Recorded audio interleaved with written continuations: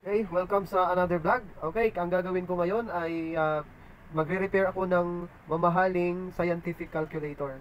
Okay, 7 years ago, nabili ko siya ng 2,000. Ngayon gagamitin niya sa school ng aking anakis na nag-aaral. So, i-repair ko siya.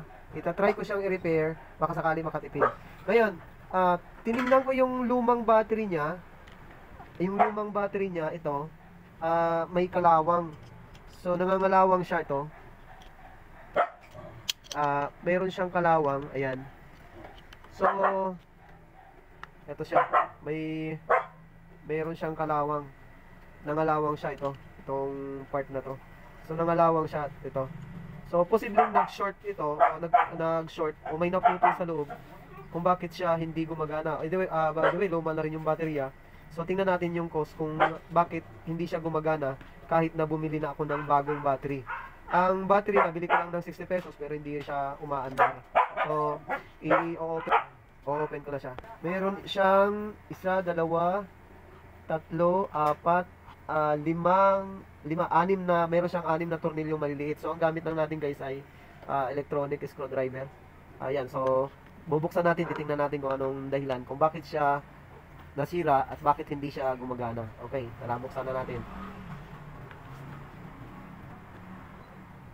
Yan, isa,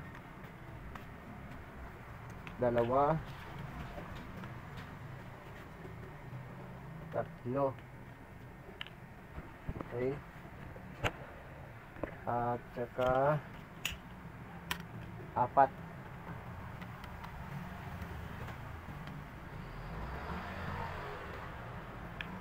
Lima.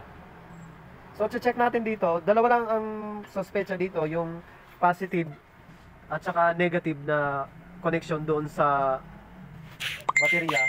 Posibleng mayroong yan siyang putol. Yan, so yan, ito yon.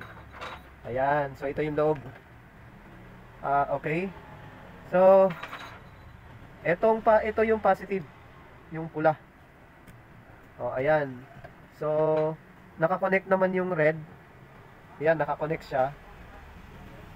Etong itim, yung ground. Tingnan natin yung ground. Ayan. So, putol yung ground. So, hindi talaga siya gagana kung putol. Dito siya nakakonect sa part na to. Dito yan nakakonect yung ground. Yan, so putol. Ang gagawin natin ngayon, hihinangin natin. So, dudugtungin natin, titingnan natin kung makukonect pa natin siya. Okay? Meron ako ditong soldering paste para dumikit yung ano niya, hindi kumalas. At mayroon pa namang solda na nasa gitna, yung soldering iron na natunaw. So, ang gagawin ko na lang ay soldering paste, tapos initin ko to, then kakabit ko siya. Okay. Ayan, so zoom natin para makita. Ayan. So, ito yung didikitan natin ito. Pagdidikitin natin sila. Okay, yan. So, gawin na natin. Yan. Sausaw natin sa soldering paste. And then, initan natin ito. Initan natin. Yan. Pag natunaw, yan. Sabay. Dikit. Ayan, so nag-connect na siya. Ayan. Nakadugtong na siya. Ayan. So, nakakonect na yung ground. Nakakonect yung positive. So, dapat gumana na ito. Ayan, so babalik ko na siya. Hopefully, yan lang ang sira niya. Okay, pag yan lang ang sira niya, madali yan gagana ulit. Okay, so ibalik lang natin siya ng maayos. Ayan. And then, yung blue, meron siyang mga kanal dito sa gilid na ano yan, ayan. And then, yung positive. Okay, so nakabit ko na yung positive. Ayan.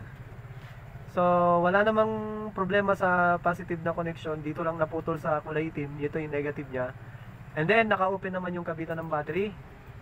Pwede natin i-check muna kung gagana siya. Yan, ang brand by the way, ito po, Casio. Ayan. And then, matitest ko siya kung gumagana siya. Ang gagamitin ko na guys ay yung bagong battery na nabili ko. 60 pesos. Ayan.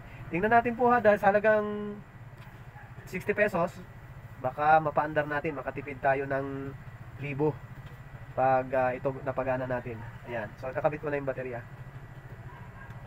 Ayan. So, nakakabit na yung baterya. Ayan. Kahit wala pang takip. Ayan. Tingnan natin. Tapos, i-on natin yan. Ito yung on. Ayan. Gumagana na siya. Ayan. Pindutin natin ito. 9. Okay. So, gumagana na siya. Ayan. Nagbi-blink ito. So, pindutin natin yung 9. Ayan. Yan yung 9 times 3 equals 27. Ayan guys, gumagana na siya. Yun, so ganun lang kabilis magawa yung calculator. Kailangan lang talaga pag ganito, matyaga ka talagang alamin o tuklasin kung ano ba ang problema ng isang ganyan. Kaysa yung itapon mo siya, kaysa bumili ka kagad, okay naman bumili kung meron talagang pambili. Pero pag tight talaga ang budget, gagawin mo or ipapagawa mo pag hindi mo kaya. Pero kapatid, pag nag-DIY ka, ganito, madali lang naman siya gawin. Kailangan lang, sundan mo lang yung sistema. Kasi pag nasunod mo yung sistema, lalo na yung mga wire, yung connections, karamihan, yan lang naman talaga ang problema. So, yun lang. Hope you guys na mayroon kayong natutunan. From 2,000 pesos to 60 pesos, napakalaking tipid sa ngayong panahon, sa mahal ng bilihin. Malaki ang matitipid mo sa ganito. So, ang gawin lang, pagtiyagaan lang talaga siyang gawin. Okay, so yun lang po. Maraming salamat sa inyong panonood. Paki-like na lang po at subscribe para lumago po yung channel. Maraming salamat po sa inyo. God bless po.